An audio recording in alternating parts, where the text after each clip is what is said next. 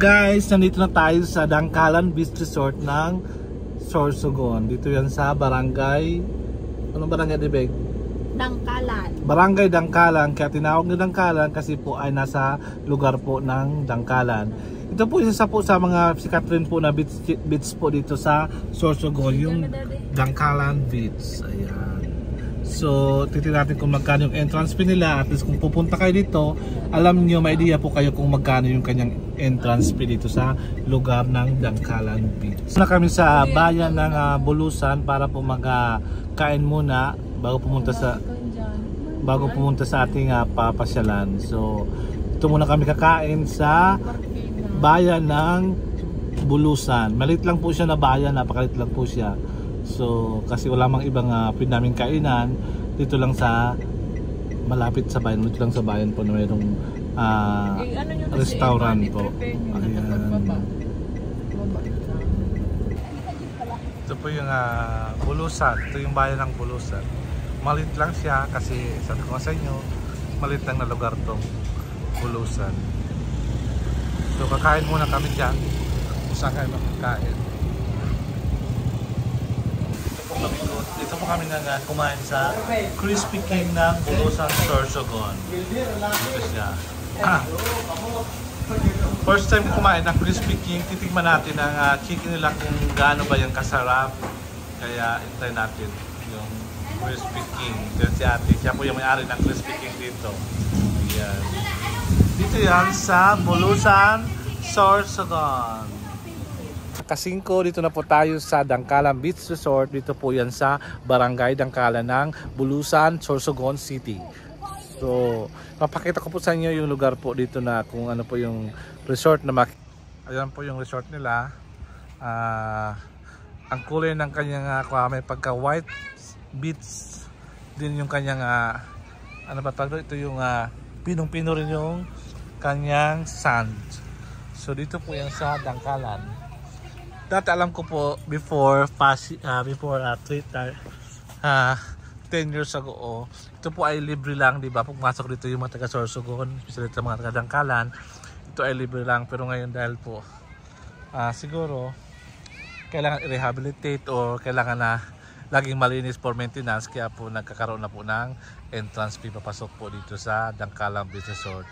Ay siguro mga 30 years ago po nandito po ako nagpunta 30 years ago, 30 years ago siguro po. Back then nandito na ito po yung pinupuntahan naming beach dito po sa Sorsogon, kasi po napakaganda na itong beach nito. Ito po siya, very relaxing po kasi po makita mo rin mga mountain views dyan sa gilid, tapos fresh air. Kaso nga lang po parang di pa to masyado na-develop, kaya wala masyadong makita kang tent o cottages, pero sa dulo mayroon po. So ito lang po, gusto ko ipakita po sa inyo yung kagandahan po ng beaches, isa sa mga magandang beaches po dito sa Dangkalan na Bulusan, Sorsogon City. So yun po, napakaganda ng tubig, yung init mo kaya na controllable naman yung init dito.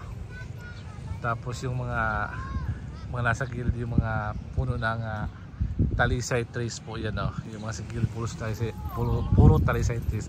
Kung napansin niyo po, parang sa Quiapo siya, yung kung nasa Equatorial Guinea kayo, yung ano ba yung Otonde Beach, pero mas maganda pa rin ito kasi malinis, na-maintain yung kalinisan ng lugar na to. Ayan po, tapos very relaxing, sabi ko nga sa inyo, yan po. Ayan. Tapos dito po yung kasamahan ko, papahinga muna sila at baka gusto nila mag-swimming maya-maya. So ito yung lugar na to. So yan, mayroon ding mga kahoy dito, mga puno. Ayan siya. So mamaya balikan ko ulit. So pagbalik ng aking vlog, ito na po ito.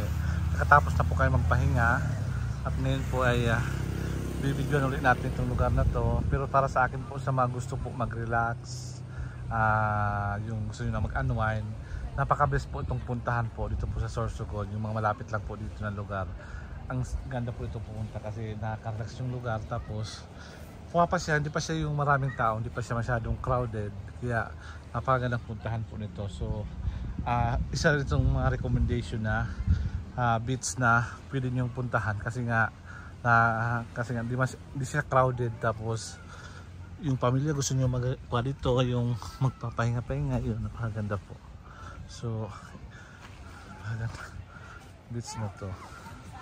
Ayun yung anak ko, yun naglangoy siya.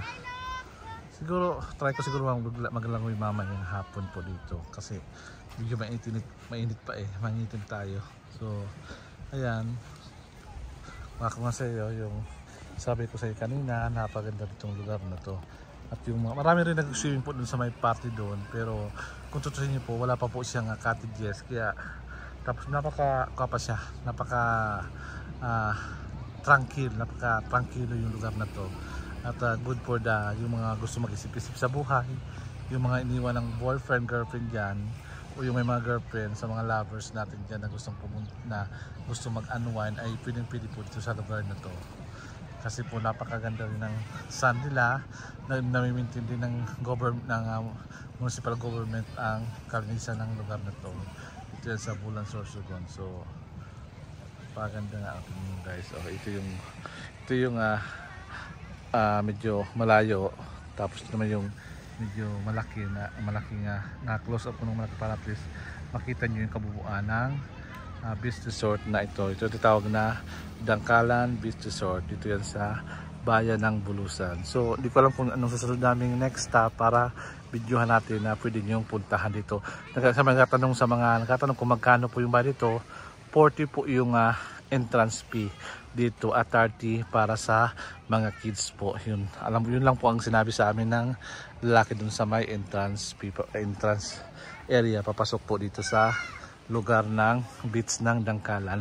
Tinawag siguro itong Dangkalan kasi yung beach ito kahit malayo ka na ay mababaw pa rin, parang nadangkal mo siya. Yun siguro yung ating konting trivia sa lugar na to. Yan po yung mga family nandito po sila para po ay magpahinga din, at yung may mga anak din pamilya nandito rin sila para sila po ay mag-relax po. So this is it, this is life, sabi nga ni Chamame.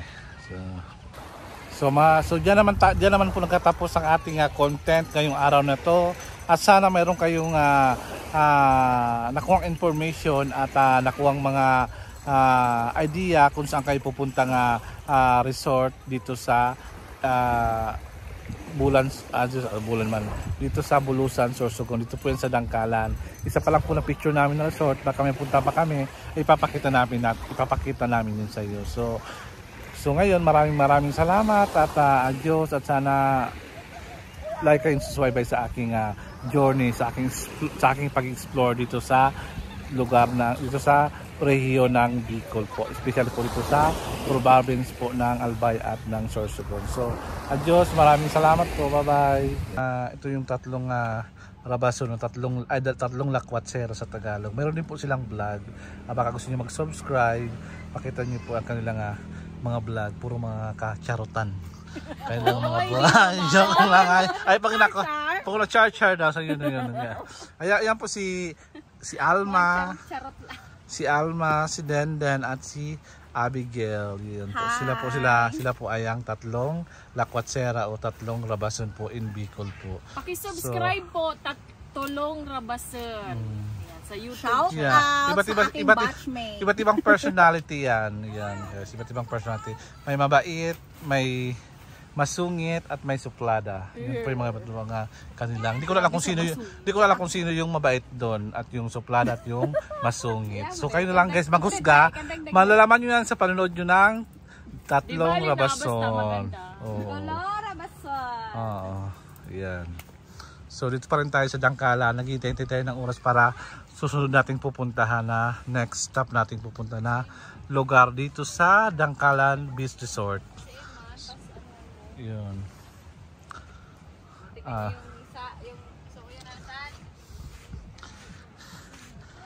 Ito naman yung anak ko at tuwang-tuwa sa pag-swimming dito sa beach. Ayun po. Punta natin si Eman. Yeah. Eman, what are you doing? She's swimming daw po. Sabi ng aking anak, he is swimming po. Ayan po. tuwang-tuwa siya. Napakalinaw po ng tubig. Pakita ko po sa inyo. Yun po. Very crystal clear po yung tubig niya po. Ayan. Nagkaroon po siya ng kalaro. Ayan. So are we going now o no? Later? Ha? I still want to go to the beach. Okay, just swim, then later we'll go na because we'll go another beach. So, yun po yung anak ko po. Yan. Swimming daw muna siya dyan at later pupunta kami sa beach. He loves swimming, ayan, sabi niya. Dyan lang ha? You stay there, don't go up far. Hey man, don't go far, stay there also. Always stay there, don't go far. Ayan. Ayan, may mga kalaro din kasi siya. Oh. Ayan. Maraming bata rin dito. Tingnan mo guys. Oh. Pa lang, di pa siya masyadong malalim ka na kakaswimming yung mga kids. Ayan po. No monster. There's a shark. You know shark? Ha? Ha? There's a shark? Hey man. No, it's there. So, nothing. It's gone already. You can swim now. Nagmarunong na siya mag-bicol. Ayun po. Napalit lang yung anak ko kasi masilan sa pagkain. Kaya ganyan po siya. Oh. Ito po yung mga nag-swimming. Yung mga po yung init po masyadong mainit. Controllable po siya. Katayo ka dito. Hindi talaga mainit. Hindi mo mapil masyadong init guys. Kaso yung kuha nga lang. Yung silaw ng haring araw. So, ayan po. Kung tayo i-stop hanggang sa susunod na sa baba. Baka yung last na po yun. Ang sabi ko nga sa iyo, limited lang yung time namin pupunta ito kasi medyo malayo ito sa lugar namin itong Sorsogon. Kaya yung ibang mga pasyalan, mga nature sa spot hindi natin mapuntahan dahil nga sa makakuha lang yung lugar natin. Medyo malayo. Hindi tayo pwedeng gabihin. Ayan. Naglalaro muna siya.